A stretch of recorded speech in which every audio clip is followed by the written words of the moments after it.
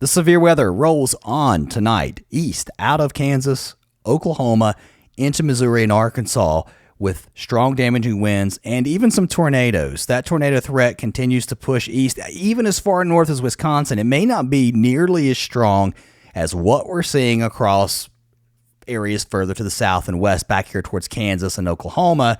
But still, we're talking about the chance of some tornadoes overnight. Some of them could be strong, and I think damaging winds continue overnight, at least that threat, a little bit further to the east. And as we move into tomorrow, the tornado threat not quite as high, but still, we've got something to watch out for here across parts of Missouri, Arkansas, and Texas and Louisiana as this shifts off to the east. Either way, damaging winds possible a little bit further to the north. Hey guys, hope you're doing well. My name is Travis Roberts. If you're new to the channel, thanks for stopping by.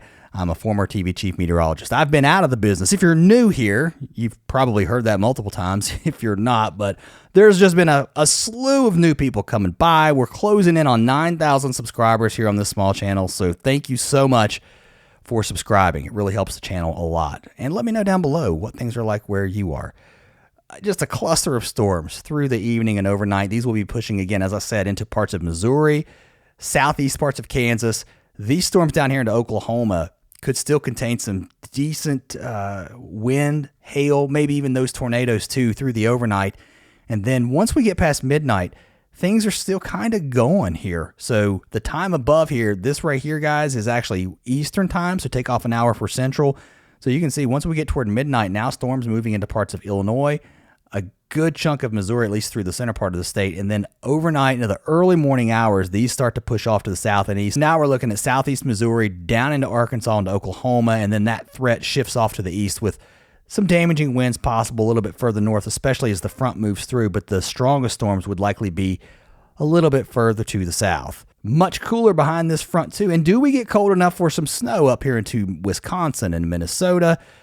The latest run of the NAM model says yes, with an area of low pressure rapidly developing as this jet streak swings through. That could dynamically cool us enough to see that snow. Now, it doesn't look like a widespread snow. I think somebody could be in for a shocker here, a surprise snow here.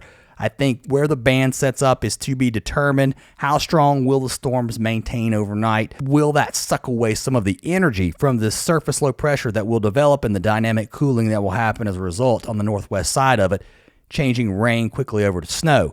It was just in the 70s. We're really going to have a tough time accumulating anything because the ground is so warm. I think the issue will be if we cool down enough, fast enough, with a heavy thump of snow.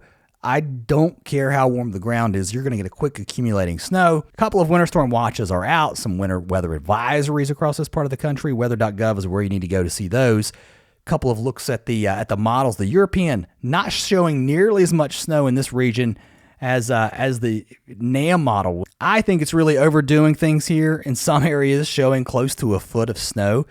But I got to pay attention when I see a model that continuously cranks out the snow. However, I think the European probably has a better grip on this. So let's time the whole country out. Once again, our severe weather through the overnight, we've talked about that here. There's your low, rapidly developing with that rain and snow on the backside of it. High pressure just off the East Coast, bringing in a strong southerly wind here. We've also got some Gulf moisture coming into this, so that's going to fuel those stronger storms expected here across the southeast into the early morning hours of Thursday. The snow could be going strong. Now, the problem in these areas would be, again, look what time it is. We're talking about 1 o'clock, 2 o'clock, 3 o'clock in the afternoon. So we're fighting the peak heating of the day. So I think it may be a little tough to squeeze a lot of snow out just because of that and those marginal temperatures. More snow across the Pacific Northwest. That snow could be heavy into the mountains of Washington and Oregon with strong onshore flow. That actually starts to dip into parts of northern and central California now as we move into Saturday morning. So we could see some of our first accumulating snow of any significance across parts of the Sierra, a little bit further to the south now. This looks a little bit further down than the last couple of storms. So this may bring snow into not just the Sierras, but also maybe into parts of Nevada, also into Utah again. We've had quite a bit of snow in the Four Corners states, and it looks like this next system will bring even more snow across the west with our cold air back here. Snow maybe even down into the mountains of Arizona, New Mexico, out ahead of this.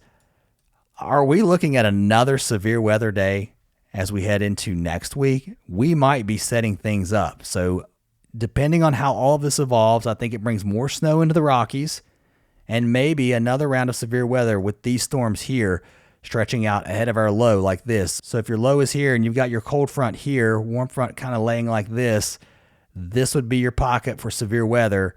So that's a time period to watch.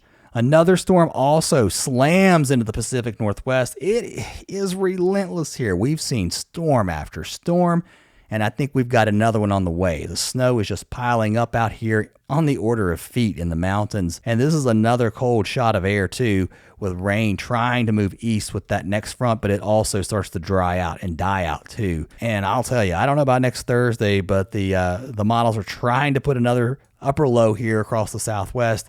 Maybe a weather pattern starting to change, but look what we have here. Creeping into the picture, some kind of tropical activity. The National Hurricane Center continues to watch this region for some development. Another look at the models from this evening. This would be coming out on Wednesday afternoon.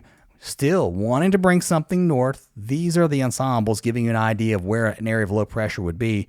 Notice you've got one here, here, here, here. One member says here. You've got some agreement that whatever forms in the Caribbean is going to move north. This is where things get really weird. Where does it go? What happens? Do we see something come into Florida? Does it go out to sea? Does it move into the Gulf Coast? We're still talking about the middle and end of next week. So a lot of time before we get there. All right, that's all I got, guys. See you next time.